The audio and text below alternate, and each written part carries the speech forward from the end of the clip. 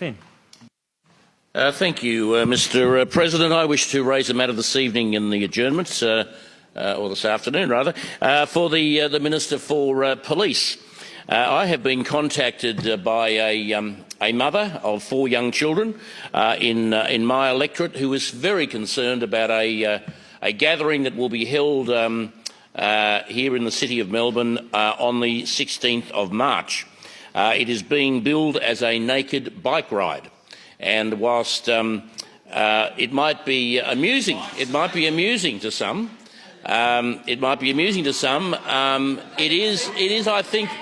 think it is a fair and reasonable thing, Mr. President. I think it a fair and reasonable thing for parents to be able to take their children into the city, to the park, or to a movie, or to lunch, or whatever, without being confronted by blokes on bikes not wearing any clothes. And because I have to tell you, I have actually witnessed this before myself, and it is not the most pleasant experience one could possibly endure.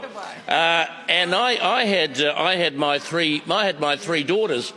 I had my 3 daughters with me on this particular afternoon, and we were going down to see a show downtown, and unfortunately we saw a show up this end of town.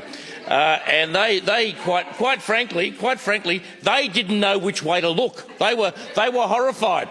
I mean, the twins were 8, and our oldest was, I think, about 11 at the time, and they didn't know which way to look.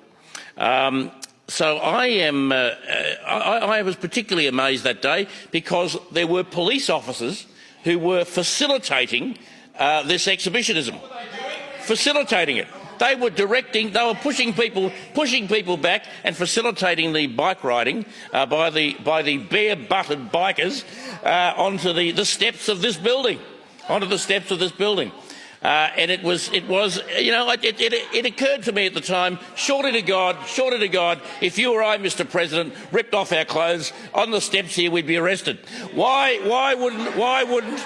It's clearly a breach of the law. It's clearly a breach of the law, and here were police officers on this particular day facilitating breaking of the law. Now, I'm not asking the Minister to interfere in police operational matters, not at all, but I am asking the Minister to ensure that police on this occasion actually enforce the law.